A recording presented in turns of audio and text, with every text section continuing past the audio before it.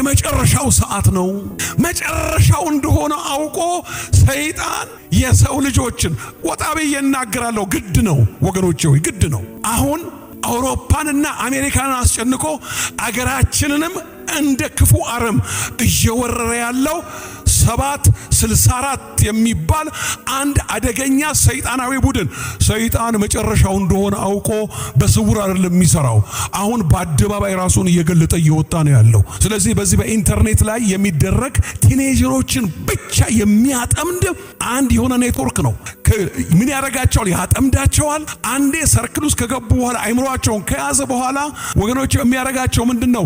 በቁጥጥሩ ስር ካረገ በኋላ አንዳንድ አጸያፊ ኢሞራል ይሄ በጣም ዘግናኝ የሆኑ እነኚህ እርኩሰቶችን እንዲፈጽሙ ያደርጋቸዋል። ያንን ሲፈጽሙ ደግሞ ካሜራ ያነሷቸዋል። ከዛ በኋላ ይሄው ካሜራው አለ የምንላችሁ ከዚህ በኋላ ከዚህ ማህበር ከዚህ ራሳቸውን የሰይጣን ቡድን ነው ብሎ ይጻፉት። ፊት ለፊት ነው የጻፉት። ምንድነው ካላችሁ መጨረሻው እንደሆነ አውቆ ሰይጣን እጅግ ተግቶ የሚሰራበት ሰዓት ነው። እኛን ያስተኛን እሳት ከሰማይ ወርዳ ትብላው። አያችሁ ወገኖች ሆይ ይሄ የሚያጠምድ ቡድን ይሄንን ዶክመንተሪ ቢቢሲ ሰርቶት አሜሪካን ሀገር ላይ በዚህ ጉዳይ ላይ የተያዙ ሰዎችን እየፈለጉ ይዘው ከ400 በላይ የሚሆኑ ሰዎች ፍርድ ቤት አቀርበዋቸዋል። በዚህ ኔትወርክ ውስጥ ያሉ ሰዎች ልጆቻቸው አለቁ። ብዙዎቹ ሱሳይድን የሚያስደርጋቸው መጨረሻ ላይ ራሳቸውን አጥፉ ነው የሚላቸው። መንፈሱ ጭንቅላታቸውን ስለሚቆጣጠረው መንፈሱ ራሳቸውን ያጠፋሉ። እኔና እናንተ እኮ መሄድ አለብን። ቤተክርስቲያን እኮ ዶርማንት አይደለችም። አክቲቭ መሆን አለባት። መሄድ መቻል አለባት። ለምን? እንደ ባለ አእምሮ ካሰብን። በአእምሮ ሕፃናት አትሁኑ፣ አእምሮ የሙላባችሁ አለ ሐዋርያው ጳውሎስ።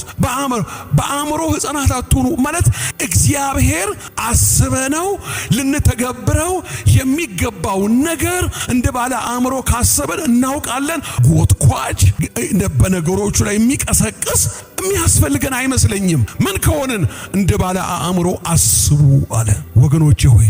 ስለዚህ ምንድነውና ካላችሁ ነገሮች ወደ ጫፍ እንደደረሱ ያውቃሉ። አሁን ዓለም ላይ በተለይ ወገኖቼ ሆይ በዚህ በሰለጠኑት ይቅርታ በዚህ በበለጸጉት አገር ላይ በቃ ነገሮች ጋድ እየወጡ ነው ያሉት። አደባባይ ላይ እየወጡ ነው ያሉት። ይሄ እንደ ድሮ በድብቅ የሚያደርጉትን ነገር ሁሉ ጋድ አውጥተውታል። የሰዎችን ነፍስ እየተሻሙ ነው ያሉት፣ እያጠፉ ነው ያሉት። ያው ብቻ ምንድነው ዓላማቸው? አንድ ነገር ነው። ከሞተም ሰው ጌታን ሳያገኝ እንዲሞት እና በጌታ በኢየሱስ ክርስቶስ አምኖ እንዳያመልጥ። እንግዲህ መጨረሻ ነው ሲባል ወደ መጨረሻው ጫፍ መዳረሻ የሚገለጡ በዓለም ዙሪያ ላይ ምልክቶች አሉ። ይሄ መነጠቅ ፈረንጆቹ ራፕቸር የሚሉት በደጅ ላይ የቀረበበት ሰዓት ነው። እግዚአብሔር በክርስቶስ ኢየሱስ ልጆቹን ሊወስድ ቅርብ ነው። እንደ ባለ አእምሮ ካሰብን አላወጣውም። እናንተ ማስታወሻ ጻፉ። ዮሐንስ ወንጌል ምዕራፍ 14 ቁጥር 3 ላይ ልሄድ ስፍራ ላዘጋጅላችሁ እሄዳለሁ፣ ሄጄም ስፍራ ባዘጋጀሁላችሁ እኔ ባለሁበት እናንተ ደግሞ እንድትሆኑ ሁለተኛ እመጣለሁ፣ ወደ እኔም ወስዳችኋለሁ ያለው ቃል የሚፈጸምበት ሰዓት ስለሆነ ምጽአቱ ሁለት አይነት ነው። የመጀመሪያው መነጠቅ ነው። መነጠቅ ማለት መወሰድ ነው። እግዚአብሔር አምላክ በክርስቶስ ኢየሱስ የራሱ የሆኑትን ታማኝ ልጆቹን የሚወስድበት ሰዓት ሲዳረስ ደቀ መዛሙርቱ መጡና በደብረ ዘይት ተቀምጦ ሳለ ጌታ ሆይ የመምጣትህና የዓለም መጨረሻ እንግዲያውስ መጥተህ የምትወስደው ከሆነ ምልክቱ ምንድነው አሉት። እንደዚህ ያላቸው ምልክቱን ሲነግራቸው ወገኖቼ ሆይ ምልክቱን ሲነግራቸው ሕዝብ በሕዝብ ላይ ይነሳል፣ ጦርነት ይሆናል፣ ረሃብ ይሆናል፣ ሰዎች እርስ በርሳቸው የሚጨራረሱበት ነገር እየበዛ ምን ማለት ነው? ረሃብ፣ ጦርነት፣ የምድር መናወጥ ምንድነው? ታላላቅ የምድር መናወጥ፣ ጎርፍ፣ የተለያየ አውሎ ነፋስ። ወገኖቼ ሆይ እነኚህ ነገሮች ማስታወሻ ያዙ። ከዚህ በኋላ ባለን ዘመን እድሜ ቁጥራችን ላይ የሚጨምር እልቂት ነው ያለው። ምክንያቱም ወደ መጨረሻው በተጠጋን ቁጥር ራፕቸር ሊሆን ሲል በዓለም ላይ የሚሆኑ እንደዚህ አይነት እልቂቶች፣ ጎርፎች፣ ማዕበሎች ወገኖች እጅግ ከፍተኛ ደረጃ መጨመራቸው አንዱ ኢየሱስ ለደቀ መዛሙርቱ ሲነግራቸው የምድር መናወጥ በልዩ ልዩ ስፍራ ይሆናል፣ ረሃብ፣ ቸነፈርና ጦርነት። ሌላውስ በቅዱሳን ማህበር ውስጥ ፍቅር ፍቅር ይቀዘቅዛል። ለምን? ከአመፃ ብዛት ፍቅር ይቀዘቅዛል። ምን ይሆናል ማለት ነው? በመጨረሻው ዘመን ሰዎች ሐዋርያው ጳውሎስ ለጢሞቴዎስ ሲነግረው ሰዎች ራሳቸውን የሚወዱ፣ ገንዘብ የሚወዱ፣ ትምክህተኞች፣ ራሳቸውን የሚወዱ ሰዎች ስለሚበዙ፣ ሌላው አስፈሪው ነገር በቤተ ክርስቲያን ውስጥ ስነ መለኮታዊ ክህደት ይጀምራል። ከእውነተኛ ወንጌል ሰዎች እየካዱ መውጣት ይጀምራሉ። ምን ይሆናል? እውነተኛ ወንጌል ሳይሆን የስህተት ወንጌል፣ እውነተኛ ያልሆነው ወንጌል በዓለም ዙሪያ ባሉ ቤተክርስቲያኖች ውስጥ ተወዳጅ ይሆናል። ብዙ ሰዎች በጌታ አምነው 20፣ 30፣ 40 ዓመት የኖሩ እነኛን ሰዎች የሚፈልጉትን ስብከት ሲያጡ፣ እውነትን መስማት ሲያቅታቸው ከማህበሩ እየተለዩ ይወጣሉ። ይሄንን እያነበብን ብንሄድ ጥሩ ነው።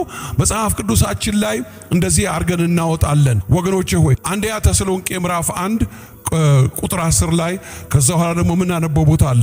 አንዳንድ ቦታዎችን እያወጣን እናነባለን። እግዚአብሔር አምላክ እንደረዳን እነርሱም ራሳቸውን ወደ እናንተ መግባታችን እንዴት እንደነበረ ስለ እኛ ይናገራሉ።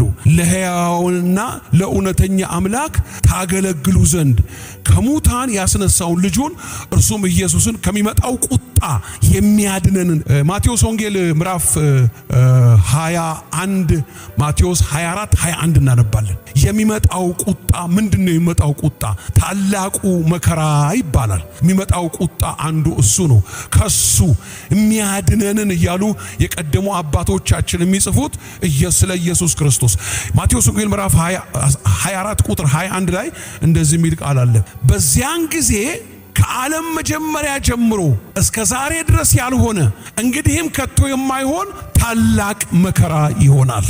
ወገኖች ሆይ በሰው ልጅ ታሪክ ውስጥ እስካሁን እጅግ አስከፊ ከተባለው ስቃይና መከራ ሁሉ የከፋ ይሆናል። በሰው ልጅ ታሪክ አስተውሉ ወገኖቼ ባካችሁ። በሰው ልጅ ታሪክ ማለት አዳምና ሔዋን ከኤደን ገነት ከወጡበት ዘመን ጀምሮ እስከ መነጠቅ ድረስ ያልሆነ ተወዳዳሪ የሌለው መከራ የሚሆነው እኔና እናንተ በጌታ የሚያምኑ ታማኝ የሆኑ ልጆቹ ከምድር ላይ ከተወሰዱ በኋላ ዓመተ ምሕረት ያልቅና ታላቁ መከራ ይጀምራል። ታላቁ መከራ ለምንድን ነው?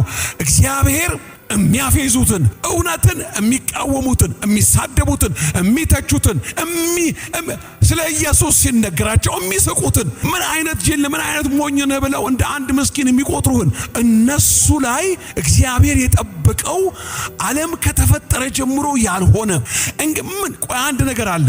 ዓለም ከተፈጠረ ነው የሰው ልጅ ታሪክ ከጀመረበት ሰዓት ጀምሮ ነው። ይቅርታ የሰው ልጅ ታሪክ ከጀመረበት ሰዓት ጀምሮ ስንት አይነት መከራ ሆኗል። ስንት አይነት ስቃይ ሆኗል።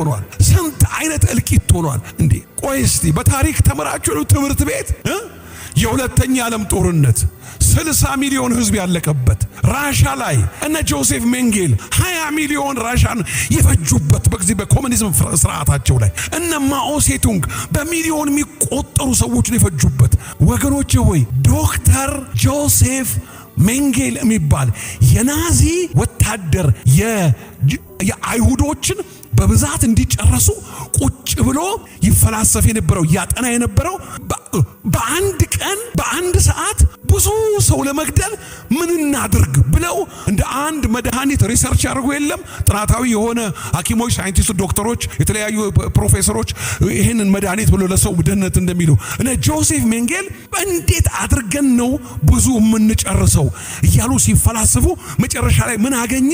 ጋዝ የሆነ መርዛማ የሆነ ጭስ አገኘና የናዚ ህዝብ የአይሁድን ህዝብ አሁን ሆላንድ ውስጥ አለ ብትሄዱ ታዩታላችሁ። የጋዝ ቻምበር የሚባለው ትልቅ አዳራሽ ነው።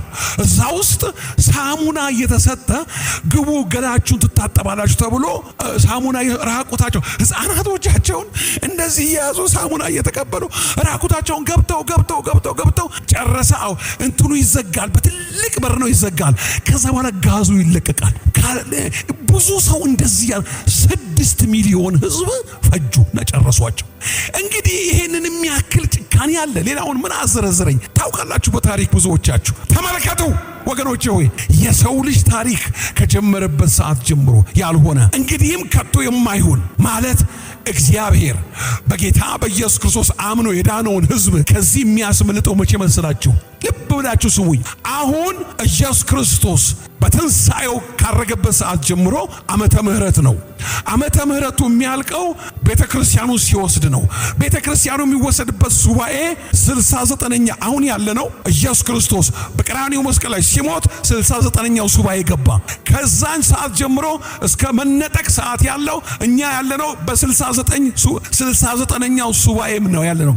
ልክ ራፕቸር ሲሆን 70ኛው ሱባኤ ማለት የእግዚአብሔር ቁጣ ጽዋ የሚፈሰው የሚለቀቅበት ሰዓት ነው።